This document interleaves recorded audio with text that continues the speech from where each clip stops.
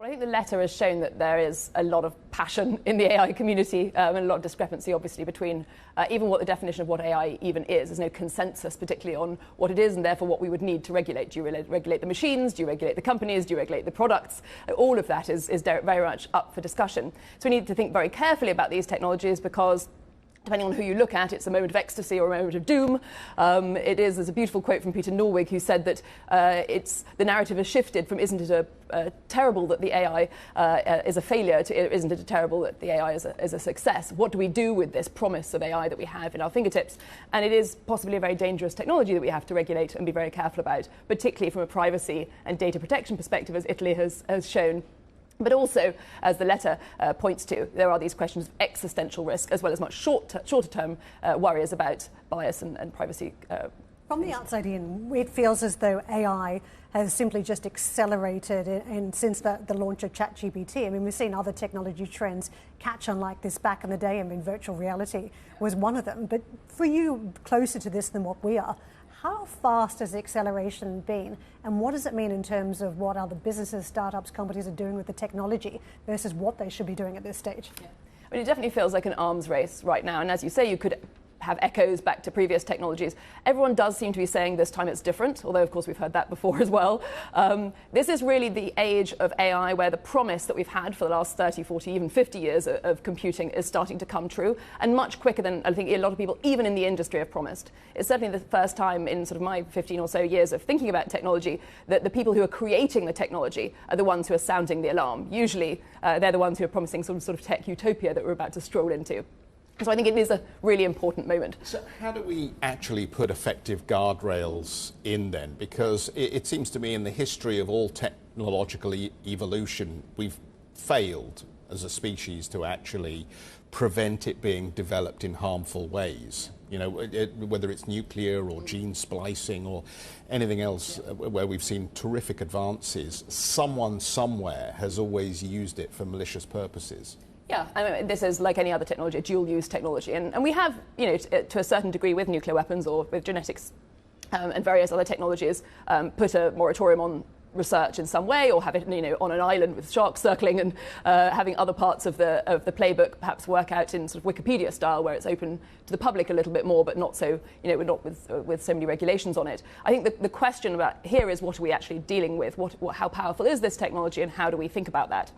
How do we consider the role of AI in society, I think is probably one of the biggest questions. And this is not an easy question to answer. The 6-month moratorium that everyone has been talking about, you know, has been knocked as being very naive. We're not going to sort this out in 6 months' time. This is, as Susskind says, a generational problem that we're going to be talking about for a very, very long time. These are very, very powerful technologies that we need to be careful about how we deploy. I mean, given how fractured global relations seem to be between different power blocks here, and we've been talking all morning about Monsieur Macron heading out to China with Ursula von der Leyen and so on and so forth, and you know there's a real lack of trust in global relationships.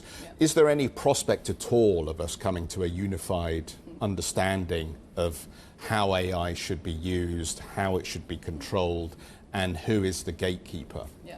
I mean, at the moment, one of the problems is, of course, the gatekeepers are big tech, and that is not an elected situation, and obviously for democracies that's a real challenge.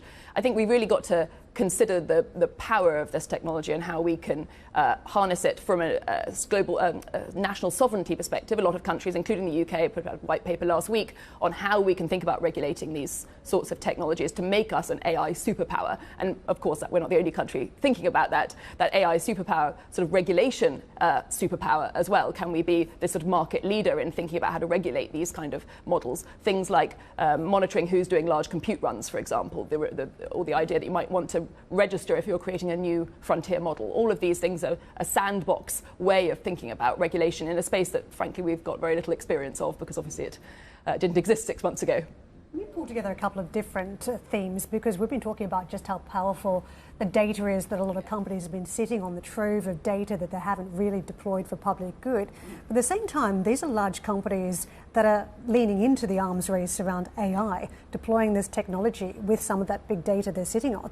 How dangerous is that? And where would you say some of these big companies are at when it comes to developing their own types of AI systems? I mean, I think the data question is huge. We could talk about it all day. One of the major concerns that I have is that most of these data sets are mostly of the global north. And they're being licensed to the global south by big tech. And that's just all kinds of wrong. Clearly, it's not a representative data. If you ask a question of some of these AI models, what you're going to end up with is an incredibly biased answer. And of course, it could also be a hallucination. That's the other risk to a lot of this data, these AI models, is they're very, very good at lying, both consistently and well. And that's something we've got to be very careful of too. So the purity of the data, the kind of famous garbage in, garbage out piece is very important. Also, a lot of these models currently aren't connected to the internet. So they're based on static data models that are not current. So again, if they don't find the answer that you've asked for in the data that they have, they will make it up. And we've got to think about how we alert the user to that possibility. Is it disclaimers? Disclaimers aren't very legally defensible. Don't use this to make a handgun. Don't use this to send chemicals to whoever. All those things are not really the basis for a legal framework to monitor this data.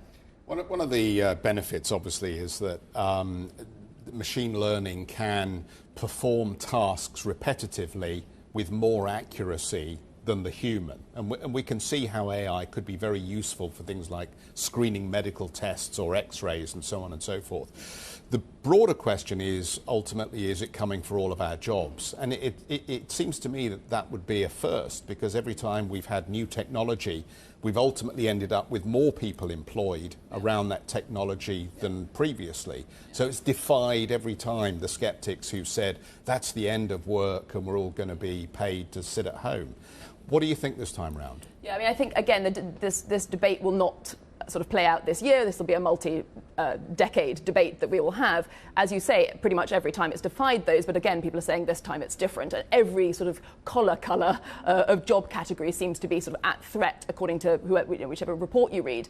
Now, of course, we've got to be very careful that we don't create a world where humans are somehow subservient to a greater sort of machine future.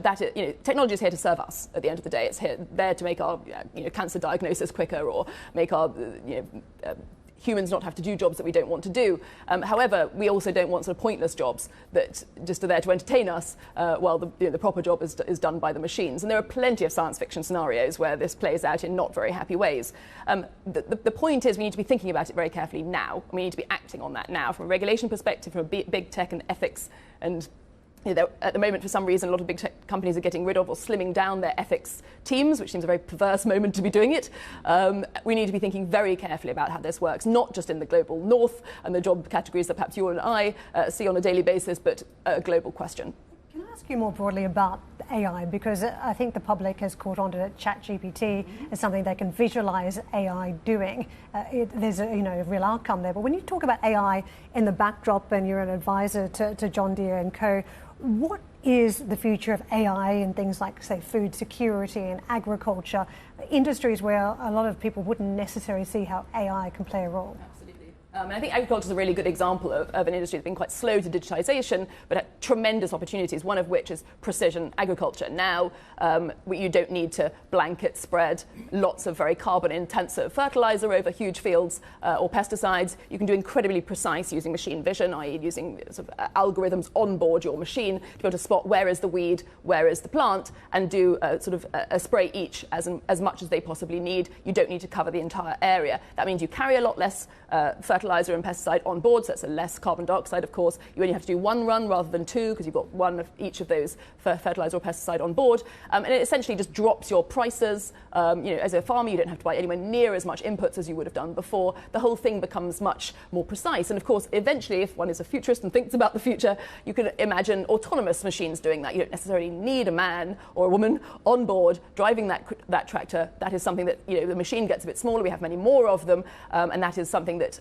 runs 24 hours a day or whatever it might be, all run, of course, by a sort of big brain in the cloud.